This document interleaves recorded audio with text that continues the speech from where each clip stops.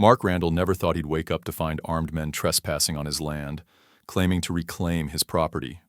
But as his pit bulls closed in and sirens blared in the distance, he knew they had picked the wrong man to mess with.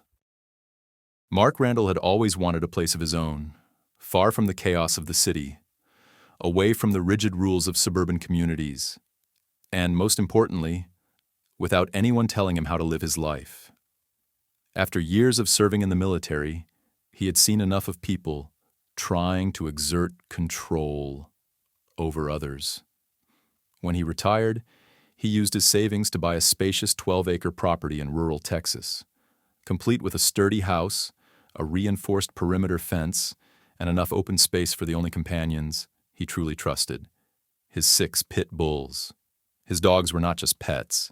They were his family, his protectors, his pack. Each one had a unique personality. Rex, the leader; Diesel, the muscle; Luna, the scout; Bandit, the clever one; Tora, the silent observer; and Max, the ever-alert sentinel. Mark had trained them with the same discipline he had learned in the military. They responded to commands without hesitation, always aware of their surroundings, always watching. Life on his land was simple and peaceful. His morning started with a run across the open fields, followed by breakfast on his porch, as he watched the sun rise over the distant hills. He worked remotely as a security consultant, advising companies on perimeter defense, access control, and surveillance technology. Ironically, the very skills he used to protect corporate assets were now ensuring his own property remained secure. His home was equipped with a high-tech surveillance system, cameras covering every angle of his land, motion sensors, and a custom alarm network linked to his phone. If anyone trespassed, Mark would know before they even realized they had been spotted. For the past few years, his only concerns had been the unpredictable Texas weather and the occasional stray coyote. That was until a new gated community, Oak Ridge Estates, was developed just a mile from his land. At first, Mark paid little attention to it. The polished roads, neatly identical houses, and homeowners association rules didn't interest him. He had no intention of dealing with suburban politics or neighborhood, busy bodies. His land was private, free from any HOA interference, and it had been that way for decades. Then, the notices started appearing in his mailbox. At first, they were simple.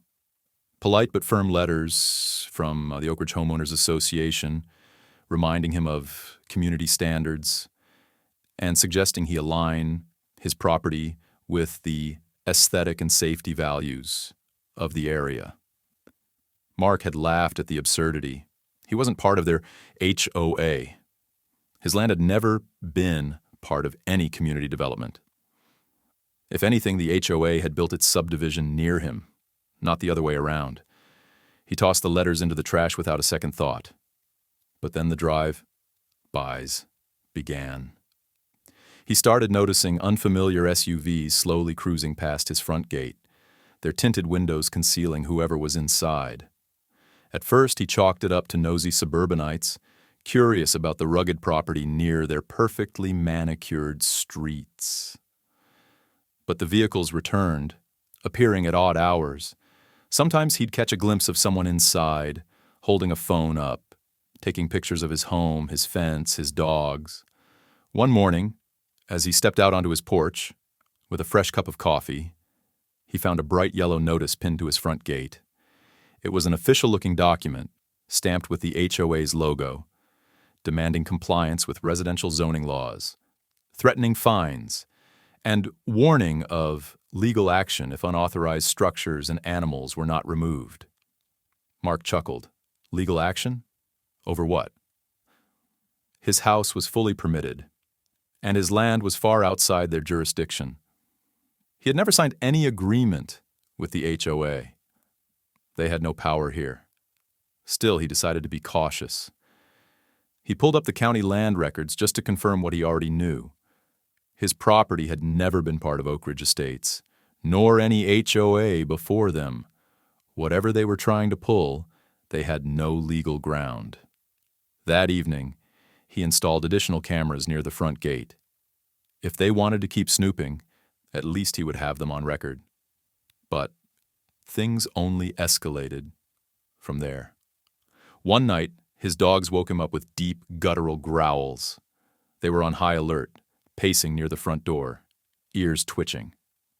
Mark grabbed his flashlight and a rifle and stepped onto his porch. In the dim glow of his motion-activated floodlights, he caught a glimpse of a figure standing just beyond the gate, barely visible in the darkness. When Mark called out, the figure bolted back toward a waiting SUV, which sped off into the night.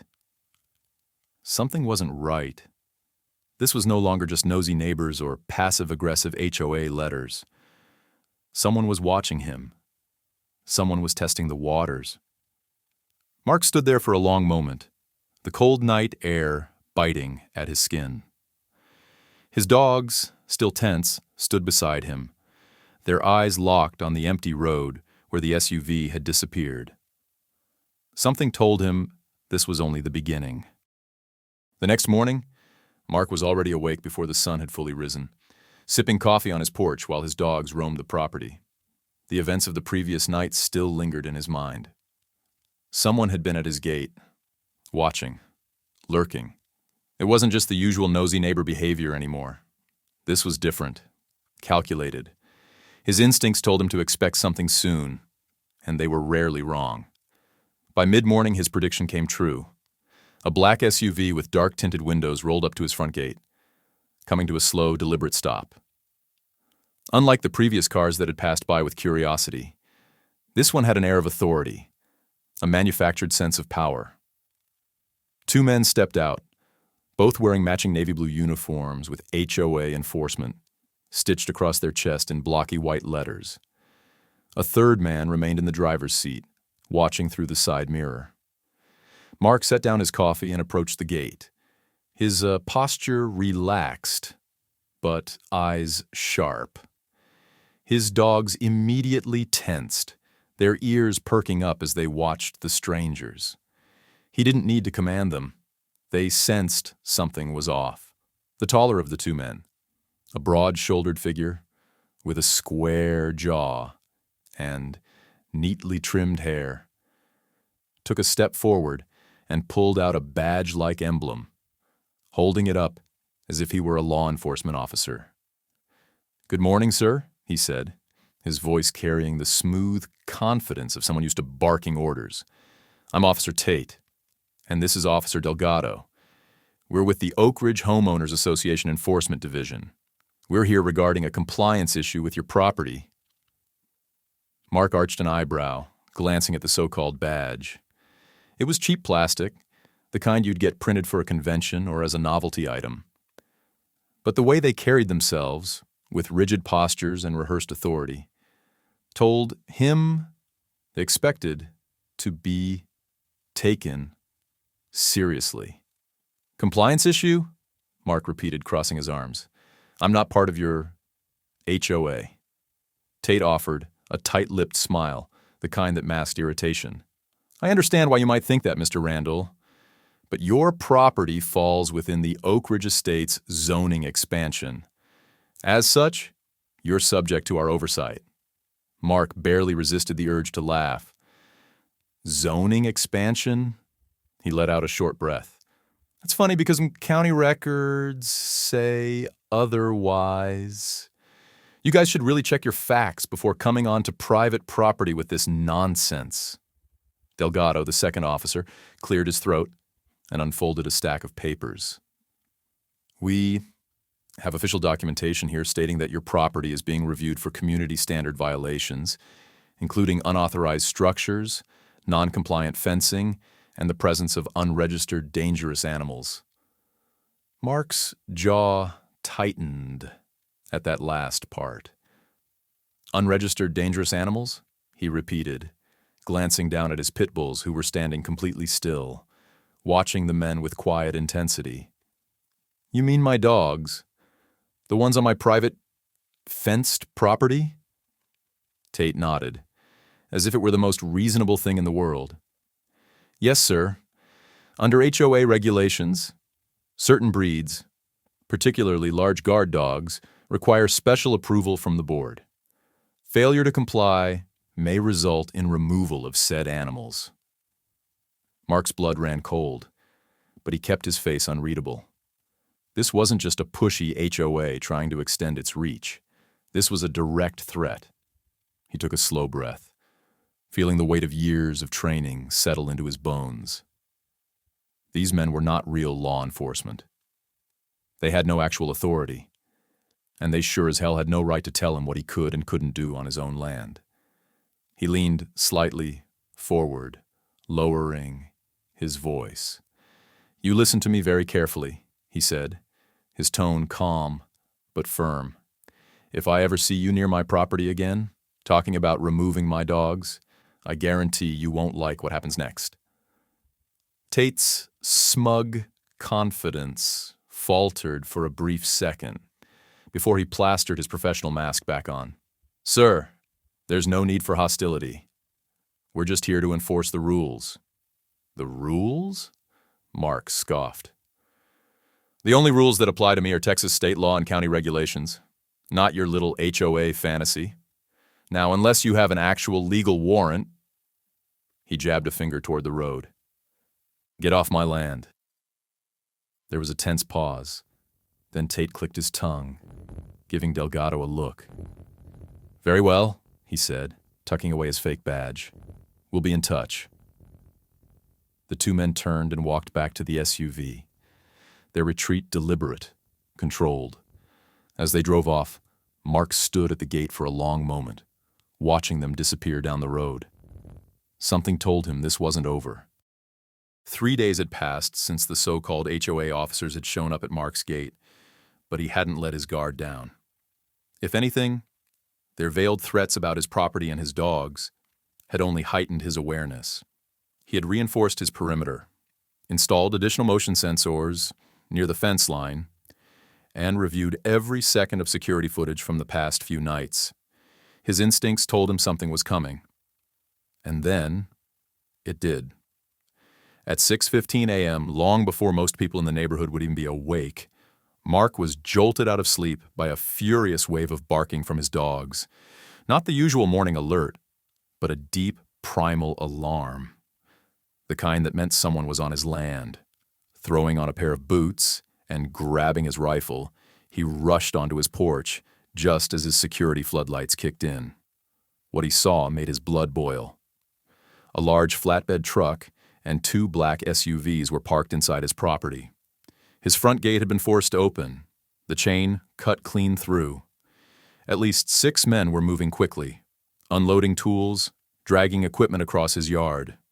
A few were hammering down markers as if staking new boundaries. One of them had a clipboard, gesturing toward the house as if he were giving orders. They were trying to take his land, right in front of him. Mark didn't hesitate. He whistled once, sharp, commanding. The response was immediate. His pitbulls burst from the shadows, sprinting across the yard, growling, teeth bared. The men froze. One of them, some young guy in a polo, yelped and dropped his clipboard, stumbling back toward the truck. Then, the voice he'd been expecting rang out. Tate. "Mr. Randall!" The fake officer turned, hands raised in mock diplomacy.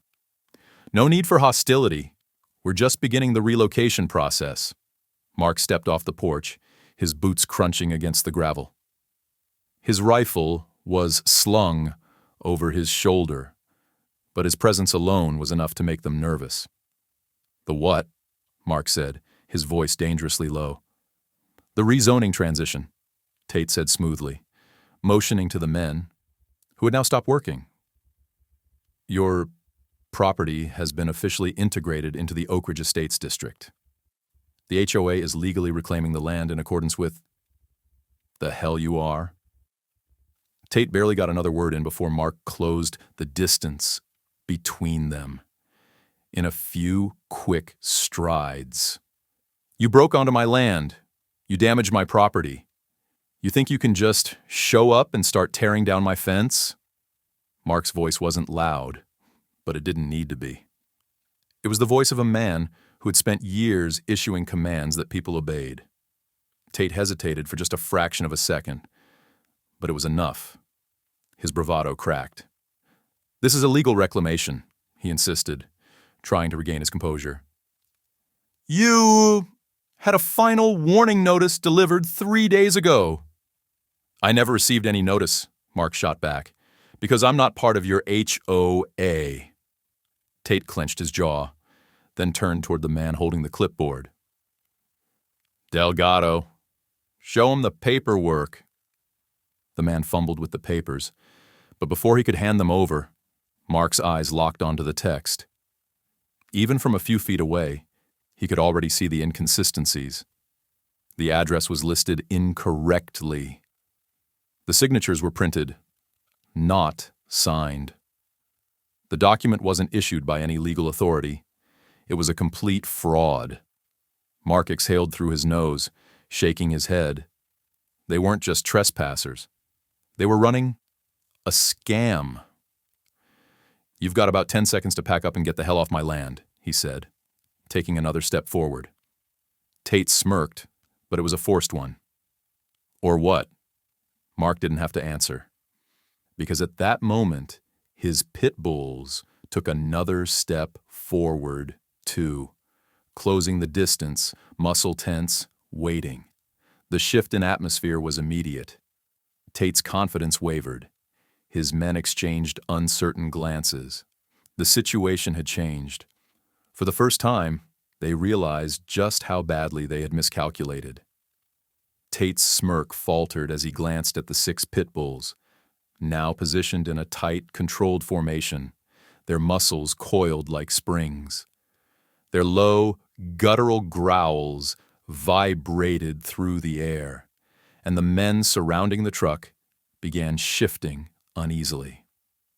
The tension had shifted in an instant. No longer were they the ones in control. Mark didn't say a word. He didn't have to. His body language alone was enough to make it clear. They had made a mistake. One of the younger men, the one who had dropped his clipboard earlier, took a slow step back, his hands trembling.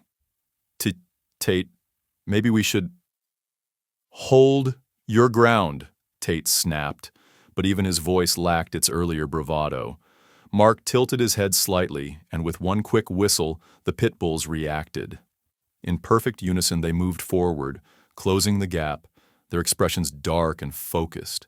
Their paws pressed into the dirt like silent executioners awaiting the order to strike. They weren't barking anymore. That was what made it terrifying.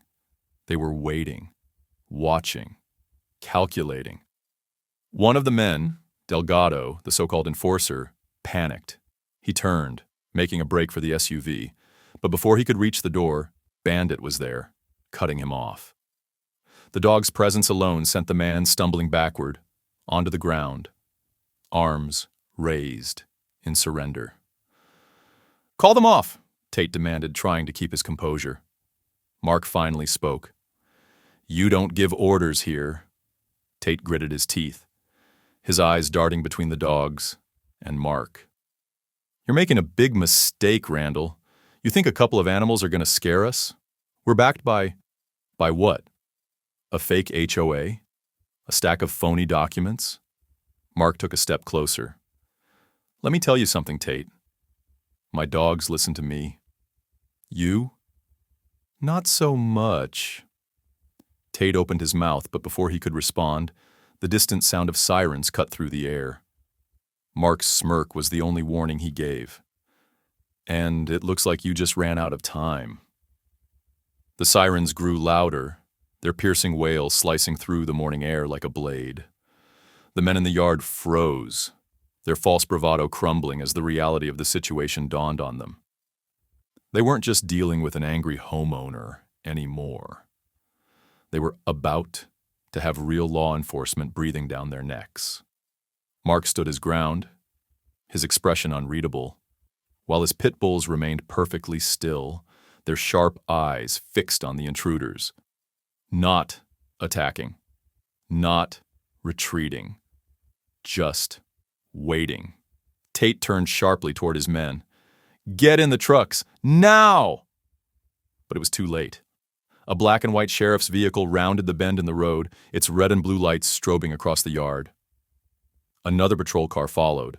As the vehicles skidded to a stop, two uniformed sheriff's deputies stepped out, hands resting on their holsters. One of them, a broad, no-nonsense officer named Deputy Collins, locked eyes with Mark. "Mr. Randall," Collins greeted, nodding toward the scene. "I assume you're the one who called?" Mark simply gestured toward the trespassers, the cut chain on his gate, and the illegal construction equipment they had dragged onto his property. "Yes, Sheriff. I think you're going to want to hear what these guys have to say." Tate, clearly panicking now, stepped forward, forcing a practiced smile onto his face. "Deputy, there seems to be some confusion. We're with the Oak Ridge Homeowners Association Enforcement Division. This property is undergoing a reclamation and zoning transition." Collins's eyes narrowed. "Enforcement Division?" He glanced at his partner, then Thanisa Bakatir. "Never heard of it." Tate reached into his pocket, pulling out the same fake badge he had shown Mark days ago. "We're authorized representatives." Collins didn't even look at it. Instead, he took it from Tate's hand, turned it over, and then, without a word, tossed it onto the ground. "You think a laminated printout from a Staples store makes you law enforcement?" Collins' voice was ice cold. One of the other trespassers, Delgado, still pale from his encounter with Bandit, finally lost his nerve. "Sheriff, I didn't know what was really going on. I thought this was all legal. Tate told us." Collins raised a hand to silence him before turning back to Mark. "Mind telling me what's been going on here?" Mark crossed his arms, never taking his eyes off Tate. "They showed up a few days ago pretending to have authority over my property. They left when I told them to. But then this morning, they cut my gate, broke onto my land, and started trying to rezone it themselves. They even threatened to have my dogs removed if I didn't comply." Collins' partner let out a low whistle. "Jesus, that's not HOA enforcement. That's a damn land grab." Collins turned back to Tate, his expression unreadable. "Tell me, Tate, you got actual legal documents backing this up? A court order? A sheriff's warrant?" Tate's jaw clenched. "This property falls under—" "That's not what I asked." Collins took a slow step forward, his voice now razor-sharp. "Show me a legally binding document from an actual court. Otherwise, you're nothing more than a bunch of scam artists trespassing on private land." Tate hesitated. Too long. Collins reached for his radio. "Dispatch, we've got multiple suspects here under probable cause for trespassing, property damage, and fraud. Requesting additional units." That was when everything fell apart. One of the men bolted, literally turned and sprinted for the SUV. Bad move. "Rex!" Mark barked. The Pitbull launched forward like a missile, cutting the man off in 2 strides, standing in his way, growling low in his throat. The man skidded to a stop so fast he nearly tripped over himself.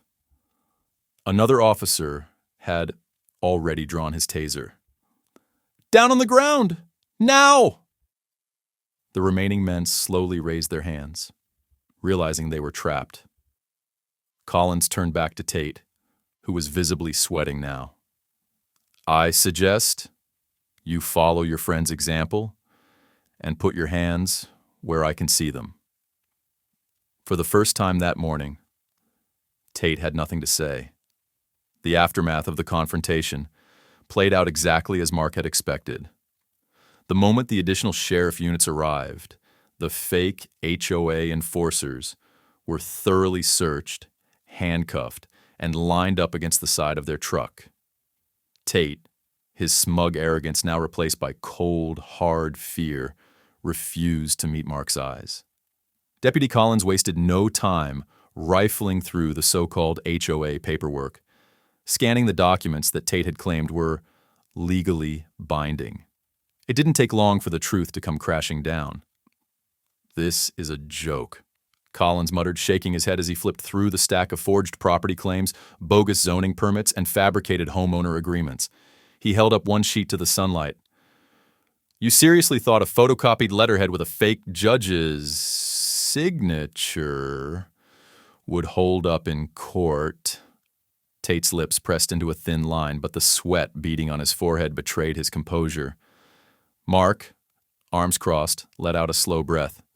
"So what's the damage, Sheriff?" Collins gave a grim smile. "Oh, let's see. Trespassing, destruction of private property, fraud, attempted unlawful seizure of land. And if we dig deeper into this little operation of theirs, I wouldn't be surprised if we find pattern of similar scams." One of the officers searching the truck let out a sharp whistle. "Sheriff, you're going to want to see this." Mark watched as Collins strode over. A thick folder had been pulled from the back seat of one of the SUVs. Inside, a list of addresses. Dozens of them. Each one was marked with notes, property values, owner names, compliance status, and warnings about who might resist. "This wasn't just about me," Mark murmured, scanning the names. "They were planning to do this to anyone they thought they could scare." Collins nodded. "And I bet they've already gotten away with it in a few places." His face darkened as he turned back to Tate. "But not here." As if on cue, one of the officers pushed Tate and Delgado forward, their wrists bound in cuffs. Tate finally snapped. "This isn't over," he shouted, twisting against the deputy's grip. "We were acting under board authority. The HOA—" "Save it for court," Collins said flatly. Mark watched as the entire so-called enforcement team was loaded into the patrol vehicles, their scam fully exposed, their little empire crumbling before their eyes. The sheriff's department would be launching a full-scale investigation, and if what they found in those files was as bad as it looked, Tate and his crew weren't just looking at fines. They were looking at serious time behind bars. And as for the Oak Ridge HOA, by the time the news spread, their entire board was in shambles. Homeowners who had blindly trusted their leadership were furious, demanding audits, filing lawsuits. The media caught wind of the scandal, and within a week, the Oak Ridge HOA had been exposed for its illegal overreach, fraudulent property claims, and intimidation tactics. Mark sat on his porch that evening, watching the sunset as his pit bulls lay peacefully around him. No one would be trespassing on his land again. A week after the arrests, Mark's property had returned to the peaceful solitude he cherished. The only reminder of the chaos was the new, reinforced gate he had installed, one that wouldn't be so easily breached again. His pit bulls patrolled the perimeter as they always had, but now there was a new air of certainty in their movements. Their home was safe. The fallout from the HOA scandal had spread like wildfire. Local news stations ran reports on the fraudulent enforcement team, exposing how the Oak Ridge HOA board had authorized illegal land seizures under the guise of zoning expansions. Their so-called compliance officers had been nothing more than con men with cheap badges and fake paperwork, preying on homeowners who didn't know any better. But Mark had known better. Within days, lawsuits started rolling in. Furious homeowners who had been bullied into unnecessary fines or forced renovations demanded accountability. The HOA board scrambled to distance themselves from Tate and his crew, claiming they had acted alone. It didn't matter. The damage was done.